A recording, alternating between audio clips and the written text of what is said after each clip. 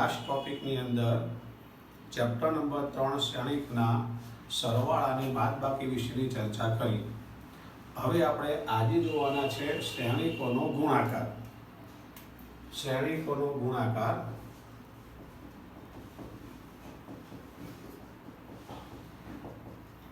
શ્રેણિકોનો ગુણાકાર ખાસ most important topic છે આ શ્રેણિકોનો ગુણાકાર. તમને સરવાળા આવડશે, બાદબાકી આવડશે, પણ ગુણાકારમાં જો તમને બરાબર સમજ પડી ગઈ તો સમજી લેવાનું આખું ચક્ર હવે તમને આવડી ગયું. હું એક વાર બોલીશ, બે વાર બોલીશ, 3 વાર બોલીશ, લખી પણ બતાવીશ, ટેકનિક પણ આપીશ. અને એમ છતાં કે તમને પ્રોબ્લેમ આવે તો મને વોટ્સઅપ કરજો, હું તમને વિડીયો કોલિંગમાં પણ સમજાવીશ. પણ આ ગુણાકારનો ટોપિક તમને પરફેક્ટ આવડી જવો જોઈએ. જેને ગુણાકાર આવડી ગયો એને સમજવાનું કે આખું ચેપ્ટર આવડી ગયું. બાકીનું આખું ચેપ્ટર આની ઉપર રચાયેલું છે. સમજો કે આપણી પાસે a ઇઝ ઇક્વલ ટુ 6, 9, 2 અને 3, b ઇઝ ઇક્વલ ટુ 2, 6, 0, 7, 9 અને 8 આવું આપણને આપેલું છે. તો આમાં આપણે જો ab મેળવવું હોય, ba મેળવવું હોય, એક વાત યાદ રાખજો, ગુણાકારની અંદર AB અને BA તો AB ઇક્વલ ટુ BA થાય પણ ખરા અને ન પણ થાય. ક્રમના નિયમનું પાલન થાય પણ ખરું ને ન પણ થાય. કોઈ દાખલામાં AB બરાબર BA થશે, કોઈમાં નહીં પણ થાય. તો એવું સ્વીકારવાનું નહીં કે AB આવી ગયો માટે ઊંધા BA એમ જ જવાબ આવશે. વાત ખોટી. A પ્લસ B નું B પ્લસ A થાય. સરવાળા માટે ક્રમનો નિયમ લાગુ પડે છે, બાદબાકી માટે નહીં, ગુણાકાર માટે પણ નહીં. હવે પહેલા આપણે આ દાખલામાં AB શક્ય છે કે નહીં એ જોઈ લઈએ. મેં તમને સરવાળામાં અને શ્રેણિકોની સમાનતામાં શીખવેલું હતું કે સરવાળા અને શ્રેણિકોની સમાનતામાં A પ્લસ B માં અને A બરાબર B માં એક શરત કમ્પલસરી હતી કે A ની અંદર જેટલી રો હોય, A માં જેટલી કોલમ હોય, એટલી જ રો અને કોલમ જો B માં હોય તો જ સરવાળો શક્ય બને. સમાનતા માટે પણ આ જ નિયમ છે. A માં જેટલી રો હોય અને કોલમ હોય, એટલી જ રો અને કોલમ B ની અંદર હોય તો જ સમાનતા બને. A માઇનસ B માં પણ એવું છે.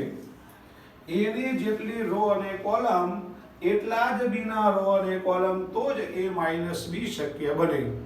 મારો કહેવાનો મતલબ A plus B, A equal to B, A minus B આ બધાની અંદર પહેલાના જેટલી રો અને કોલમ, મતલબ કે પહેલો શ્રેણિક જેટલા બાય જેટલાનો હોય, મતલબ કે એની કક્ષાઓ જેટલી હોય એટલી જ કક્ષા આની હોય તો જ આ બધી વસ્તુ શક્ય બને. ગુણાકાર માટે એવું નહીં. ગુણાકાર માટે આખી ટેકનિક અલગ છે. તો હું તમને પહેલા શીખવાડું છું કે ક્યારે ગુણાકાર શક્ય બને અને ગુણાકાર શક્ય બને તો એનો જવાબ કેટલો આવે.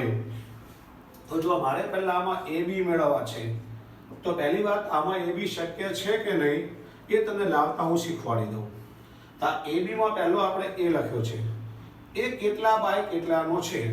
કેટલા બાય કેટલા એટલે પહેલી રો લખવાની અને પછી આપણે કોલમ લખવાની. આ શ્રેણિક A ની અંદર પહેલી અને બીજી એમ બે રો છે. આની અંદર બે કોલમ છે. પહેલી બીજી એમ બે કોલમ છે. મતલબ શ્રેણિક A આપણો 2 બાય 2 છે. શ્રેણિક A બે રો અને બે કોલમ એટલે 2 બાય 2 છે. શ્રેણિક B માટે આપણે વાત કરવાની. શ્રેણિક B ની અંદર પહેલી અને બીજી એમ બે રો છે. પહેલા હંમેશા રો લખાય પછી જ કોલમ લખાય. અને B ની અંદર 3 કોલમ છે. 3 કોલમ છે. તો તમે AB લખતા હો તો પહેલા A કેટલા બાય કેટલાનો, B કેટલા બાય કેટલાનો પહેલા રીતે લખી નાખવાનું. અને જો વચ્ચેના આ બે આંકડા સમાન આવી જાય, આ બે આંકડા પહેલા A ના કેટલા બાય કેટલા લખ્યા, B ના કેટલા બાય કેટલા લખ્યા, અને જો વચ્ચેનો આંકડો આ સમાન આવી જાય તો AB શક્ય છે. અને જો આ સમાન ન આવે તો એનો ગુણાકાર શક્ય નથી. અને બીજી વાત, હવે આ શક્ય છે તો આ AB નો જવાબ કેટલા બાય કેટલાનો મળશે? તેના માટે બાકી જે વધ્યું 2 અને 3 વધ્યા એ 2/3 આપણને મળશે. આ 2 અને આ 3 તો 2/3 શ્રેણિક આપણને AB નો મળવાનો છે. આપણે આના ઉપરથી આપણે આટલું નક્કી કરી શક્યા. ફરી એકવાર હું તમને AB ની વાત કરું,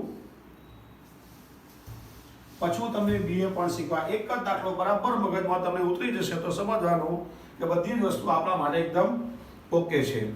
જુઓ, ફરીથી ચર્ચા કરીએ છીએ. આ AB, આ A આપણી પાસે 2/2 છે. B આપણી પાસે 2 રો અને 3 કોલમ છે. આ બંને સમાન છે માટે AB શક્ય છે. અને AB નો જવાબ આપણી પાસે બાકી જે વધારે 2/3 આપણને મળશે. એટલે કે આ જે જવાબ આપણે લાવીશું એમાં 2 રો આવશે અને 3 કોલમ આવશે. એ ફાઇનલ. આ નો આવે તો આપણી ક્યાંક ગણતરીમાં ભૂલ હશે એવું સ્વીકાર લેવાનું. હવે તમને AB નો ગુણાકાર કરતા શીખવાનું. AB માં પહેલા A લખાય અને પછી આપણે B લખાય. AB આપણે ગણતરી કરીએ ત્યારે પહેલો ઘટક A લખ્યો તો A જ લખાય, B હોય તો B. તમે જો BA કરતા હો તો પહેલા B લખ્યો તો B ના જ ઘટક લખાય, પછી આપણે A ના ઘટક લખાય. આપણે A ના ઘટક લખીએ 6, 9, 2 અને 3. B ના ઘટક લખીએ 2, 6, 0, 7, 9 અને 8. હવે ગુણાકારમાં ધ્યાન રાખજો ખાસ. પહેલા ગુણાકારમાં હંમેશા આની રો લેવાય. પહેલા શ્રેણિકની રો લેવાય, બીજા શ્રેણિકના કોલમ લેવાય. નિયમ નંબર પહેલો, પહેલી રો લઈ પહેલા કોલમ સાથે ગુણાકાર કરો, ફરી પાછી પહેલી રો લઈ બીજા કોલમ સાથે, પહેલી રો લઈને ત્રીજા કોલમ સાથે. ત્યારે આપણા 3 ઘટકો આવી ગયા. પહેલી રોના 3 ઘટકો લાવવા માટે આપણે પહેલી રો લેવાની. એકવાર પહેલા કોલમ સાથે, એકવાર બીજા કોલમ સાથે, એકવાર ત્રીજા કોલમ સાથે ગુણાકાર કરો એટલે પહેલી રો કમ્પ્લીટ થઈ ગઈ. આપણી બીજી રો લાવવા માટે બીજી રો લેવાની. હવે બીજી રોને પહેલા કોલમ સાથે, બીજી રોને બીજા કોલમ સાથે, બીજી રોને ત્રીજા કોલમ સાથે આપણે ગુણીએ એટલે આપણને બીજી રો આપણને મળી જશે. ફરી એકવાર હું જે બોલ્યો છું તમે લખી બતાવું. જો પહેલી રો, પહેલો કોલમ તો 6 ની સાથે 2 નો ગુણાકાર, 9 ની સાથે 7 નો ગુણાકાર. પહેલા સાથે પહેલાનો, બીજા સાથે બીજાનો એ જ પ્રમાણે ગુણાકાર કરવાનો. તો પહેલા 6 આપ્યા છે, એની સાથે 2 પ્લસ 9 ની સાથે 7. પહેલી રો પહેલો કોલમ પૂરો થઈ ગયો. હવે પહેલી રો સાથે બીજો કોલમ લેવાનો. તો 6 ની સાથે 6 અને 9 ની સાથે 9. એ જ પ્રમાણે આપણે પહેલી રો સાથે ત્રીજો કોલમ લેવાનો. તો 6 ની સાથે 0, પહેલી રો સાથે ત્રીજો કોલમ તો 6 સાથે 0, 9 સાથે 8. ફરી એકવાર પહેલી રો નો ઉપયોગ કર્યો છે આપણે. પહેલી રો સાથે એકવાર મેં પહેલો કોલમ લીધો, પહેલી રો સાથે મેં બીજો કોલમ લીધો, પહેલી રો સાથે મેં ત્રીજો કોલમ લીધીને આપણે ગુણાકાર કર્યા છે. પહેલા સાથે પહેલાનો જ ગુણાકાર, બીજા સાથે બીજાનો જ. એમ પહેલી રો પહેલો કોલમ લેતા હોય તમે તો પહેલાનો ને બીજાનો આમ જ ગુણાકાર થાય. પહેલી રો સાથે બીજો કોલમ લેતા હોય તો પહેલાનો ને બીજાનો જ થાય. દરેક માટે ગુણાકારના કોઈ પણ દાખલા માટે આપણે આ જ મેથડ વાપરવાની છે. હવે આપણે બીજી રોમાં આવીએ તો આ બીજી રો લેવાની, ત્રીજી રોમાં આવે તો ત્રીજી રો લેવાની. હવે બીજી રો માટે આપણે બીજી રો સાથે પહેલો કોલમ તો આ 2 ની સાથે 2 પ્લસ 3 ની સાથે 7. બીજી રો નો પહેલો કોલમ થઈ ગયો. બીજી રો સાથે બીજો કોલમ લઈએ આપણે તો 2 ની સાથે 6 અને 3 ની સાથે 9. અને બીજી રો સાથે ત્રીજો કોલમ તો 2 ની સાથે 0, 3 ની સાથે 8. તો આપણે બીજી રો ની અંદર બીજી રોના તમામ ઘટકોને પહેલા કોલમ, બીજા કોલમ, ત્રીજા કોલમ વડે આપણે ગુણાકાર કરી દીધો. ફરી જુઓ, પહેલી રો સાથે પહેલો કોલમ, પહેલી રો સાથે બીજો કોલમ, પહેલી રો સાથે ત્રીજો કોલમ આપણે કમ્પ્લીટ એ પ્રમાણે લખી દીધું. એ રીતે આપણે બીજી રો સાથે પણ પહેલો કોલમ, બીજી રો સાથે બીજો કોલમ, બીજી રો સાથે ત્રીજો કોલમ આપણે ગુણાકાર કરી દીધો.